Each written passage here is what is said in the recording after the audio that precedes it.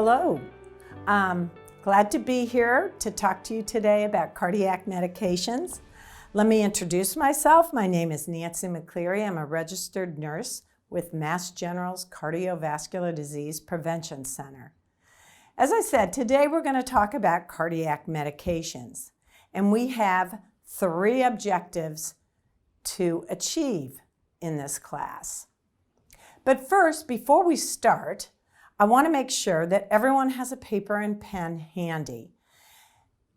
You can also download or print out our smart form that is on the MGH Cardiac Rehabilitation website.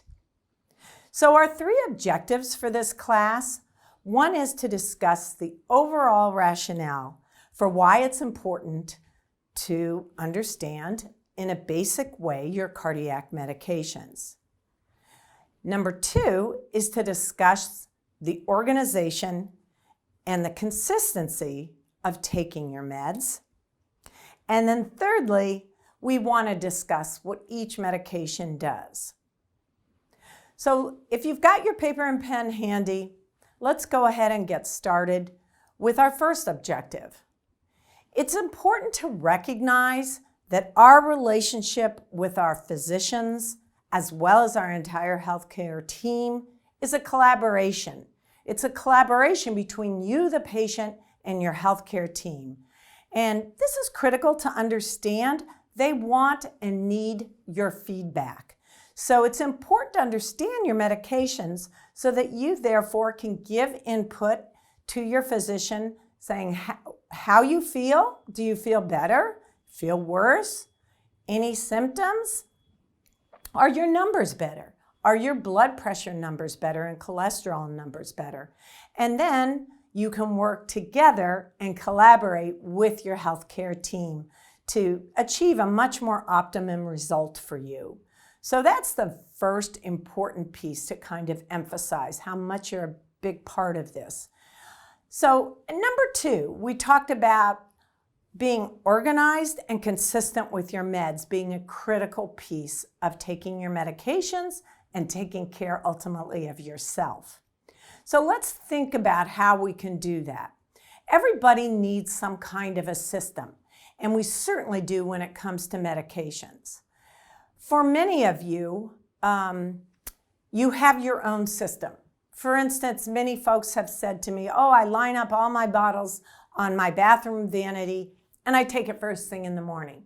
The question I might throw back out to them is, what are you going to do if the phone rings and there's a sudden emergency you have to attend to or problems? You may have forgotten to take your meds, and there's no way of checking yourself. We're all human. So let's think of the ways that many people have found to be very, very helpful. One is a simple pill organizer. As you can see on the slide, most of them go from Sunday through the rest of the week. And what's nice about them is you can lift them up, take out the meds, take them. Even if you get distracted, you can go back and go, I did take them. Or perhaps you didn't take them and you would know because there they are sitting there. So it's an extremely helpful way to keep yourself with the checks and balances in terms of your medication. Some folks have even gone so far as to get a 30-day pill organizer so that they only have to load it up once and they're good for the month. You can see several examples of these pill organizers. If you take meds both morning and night, kind of makes sense to maybe get an AM/PM pill organizer. Very helpful. In addition to that, many people with their afternoon or evening medications, those are the hard ones to remember. You get home from work or you get off your Zoom call, as the case may be, and you go on to eating dinner or whatever else is going on. And it's easy to forget those evening ones. So you have to think of a system. Many people have used their alarm on their smartphone or on their smartwatch. That's an easy way to do that, to alarm you each evening. I've got to take my med. Or you can even do something as simple and as old-fashioned as stick a Post-it on your bathroom mirror so you know oh yeah, I've got to take my evening med. So you've got to come up with a system to remind yourself if you're having a hard time with that. And then we also encourage keeping a list with you at all times. Now again, technology can help us out on this, and it can be used at several different ways. Some people put in their notes section and they list all their meds. Some people actually take pictures of each prescription bottle. That's a great idea too. Easy to pull right up and show different people on your healthcare team to make certain everybody's on the same page in terms of what medications you're taking. You can do the old-fashioned way, which is write it out by hand or type it out and keep it in your wallet or pocketbook. Any of those methods, or several of them, can be extremely helpful. So those are some good suggestions in terms of helping you to stay very consistent and organized with your medications. So now our third objective is to really talk about these meds. What am I on all of them for? What are they doing? What's the purpose of them? So this class today is not to teach you to be a pharmacist, but rather to have a good general idea of the meds you're on and why you're on them, so that you're empowered to take care of yourself as best you can. I'd like to start with a category of cardiac medications called beta blockers. And what beta blockers do is they block the effect of epinephrine, slowing down the force of your heartbeats and the rate of your heartbeats. And doing so, they also decrease your blood pressure. They also can help quite a bit in terms of preventing angina or cardiac pain. And in some cases, they're also used for irregular rhythms or arrhythmias to help suppress those so you stay in a nice regular rhythm. So as you can see, especially with beta blockers, they can be used for several different reasons. Can help with your blood pressure, but also keep you out of that arrhythmia. Some common names of beta blockers so that you're familiar with your own particular beta blocker is metoprolol, also referred to as Toprol, or Lopressor. Those are the brand names. That's one of the most common ones used today. Additionally, carvedilol, it's also, its brand name is Coreg. That's another very common one. A little less common is atenolol. It's also called Tenormin. So probably if you're on a beta blocker, you're on one of those three. So you can understand what you're on those for. If you've had a heart attack or myocardial infarction, those are the same things, then you probably are on a beta blocker. Data and research has showed us that, in fact, people post-heart attack who are on a beta blocker decrease their risk for another heart attack by 30%. So that's pretty significant, and that alone could be why you're on a beta blocker. Our second category of medications, they are called ACE inhibitors, and their cousins are angiotensin receptor blockers. They're referred to as ARBs. Those two go really under the same category. And again, just as beta blockers do, they're used for several different reasons. The first one is to lower blood pressure. So it's a good antihypertensive or lowering blood pressure. The second reason a person may be on an ACE inhibitor would be for heart failure, to help the pumping action of the heart. The third reason would be for kidney protection for those who have high blood pressure plus diabetes. It really helps relax the vessels, thereby reducing blood pressure and improving blood flow through the kidneys. If for some reason you were on one of the ACE inhibitors and you developed a dry cough, which is a common side effect, and it was bothersome, they may switch you to an ARB. The common names for these medications, the ACE inhibitors, are lisinopril is one of the most common. It's referred to as Zestril or Prinavil. There's two other ACE inhibitors you'll see on the slide, enalapril and ramipril. Both of those are used a little less often, but you could be on those as well. The ARBs, as I said, the cousin of the ACE inhibitors, two common ones are losartan and valsartan.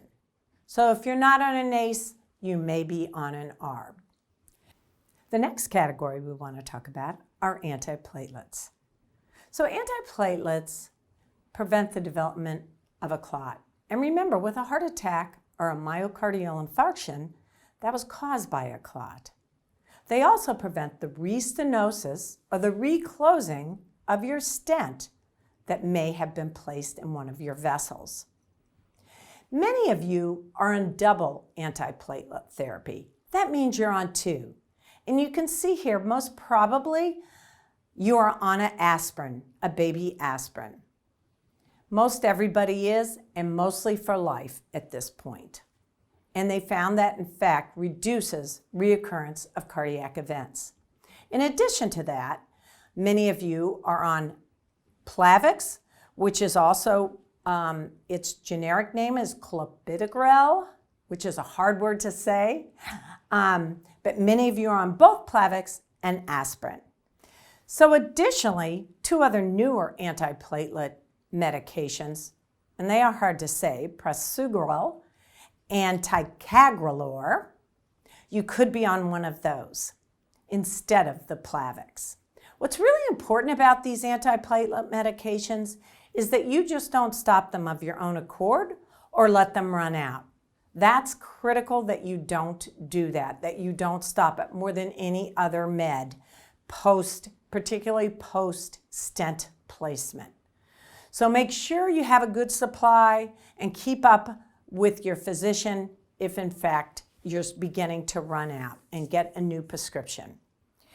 You'll have to work with your cardiologist on how long you might be on these. As I mentioned, you'll be on an aspirin, a baby aspirin, indefinitely, but the other antiplatelet will be for a specific time, and that will be between you and your cardiologist and your particular situation. The next group of medications, anticoagulants, they also are prescribed to prevent clotting. Often they are prescribed when someone has a chronic cardiac arrhythmia to prevent clots, as well as a type of artificial valve. You may also need to be on an anticoagulant as well. One of the most common ones is Coumadin or warfarin. That requires that you get frequent blood tests. So that's important to keep up with those blood tests. It's important that they get the right level of thinning out, not too much, not too little, so they're adjusting your dose of Coumadin. Again, just like with the antiplatelets, it's really critical that you do not just stop these suddenly on your own. It's important that you always keep in touch with your healthcare provider in terms of those blood tests and the supply of your medication. Now, in both these type of blood thinners, one of the side effects could be that you could find yourself bruising really easy. Do not be surprised by that. Also, some people will experience nosebleeds that they have a hard time controlling. Again, you want to go back to your basics, use ice, pressure. But if it's really prolonged, you need to call one of your physicians. The next category of medications are called calcium channel blockers. And as you can see, some of the common names are amlodipine or Norvasc. That's probably the most common. We also have diltiazem or cardizem and nifedipine less often. Calcium channel blockers, like the others, can be prescribed for several reasons. The most common is for high blood pressure and to help your blood pressure stay in better control. Sometimes for irregular heartbeats, and sometimes for angina or cardiac pain caused by vasospasm. So your calcium channel blockers can be prescribed for all those things as well. The next group of medications that we're going to talk about are diuretics, also referred to as water pills. These are prescribed for high blood pressure and for heart failure as well. They help your kidneys get rid of extra fluid and water through the urine output. We can lose potassium with some of them, particularly Lasix or furosemide. And in that case, you could be ordered for supplemental potassium as well as that Lasix. Some of the others are potassium sparing, the aldactone and the spironolactone. Both of those are potassium sparing, as is hydrochlorothiazide that is often used for lowering blood pressure. So our next group of medications are called nitrates, and they dilate our vessels. Some are short-acting, nitroglycerin, with the small pill you put under your tongue. I think most of you are familiar with that. And there's a long-acting version of that as well called isosorbide or Imdur. So you could be on that as well. These medications lower your blood pressure, but they're also often used with angina and to help prevent angina throughout the day or in the moment with the short-acting one. Ranexa or ranolazine is also a medication that is used in this category as well. Our final category of medications are cholesterol-lowering agents. And really, there are two reasons for using cholesterol-lowering agents. I think most of you know that cholesterol, and very specifically your LDL or your low-density lipoprotein, that part of cholesterol, it's referred to as your bad cholesterol, is the building block for the plaque that can clog up arteries. So these medications, in fact, decrease the amount of LDL that's actually produced by our body, so that our number of LDL goes down and down. And you specifically want that number, if you have heart disease, to go under 70. But there's another interesting reason we want to be on these medications. It does something beyond just lowering the number of LDL. It also stabilizes any plaque that lines our vessels. And all of us have some degree. It might be just very small at this point because you had a stent put in. The other vessels were pretty clean. Even the clean vessels have some degree of plaque. So what these statins do, that you can see here, they actually stabilize that plaque, so they are very less likely to break off with a clot, causing a cardiac event. So some of those medications, the group is often referred to as statins. I know you've heard that word before. The most common one that we're using with folks that have some degree of cardiovascular disease would be atorvastatin. It's also referred to as Lipitor, but the generic name is atorvastatin. Another one that, if you're not on atorvastatin, you may be on rovastatin. Both of those are probably the two strongest of the statins. But some may still be on simvastatin or Zocor or pravastatin or Pravachol. Now we have a new medication for the people who have a difficult time tolerating statins, and that is the PCSK9. It's an inhibitor, and it in fact is an injection that you get every 2 weeks. One of the most common names of it is Repatha. Most people will start on a statin, and if they cannot tolerate it, then they would try this. And then the last type of cholesterol-lowering agent is Zetia. Some of you maybe have Zetia prescribed for you in addition to the statins. You don't usually see it alone. And it also inhibits the absorption of cholesterol into your vessels. So remember, your cardiac rehab staff is a good resource for you to ask specific questions about any of your medications. You can also reach out to anyone on your healthcare team so that in fact you'll get more informed, be more educated, and more empowered in taking the best care of yourself that you can.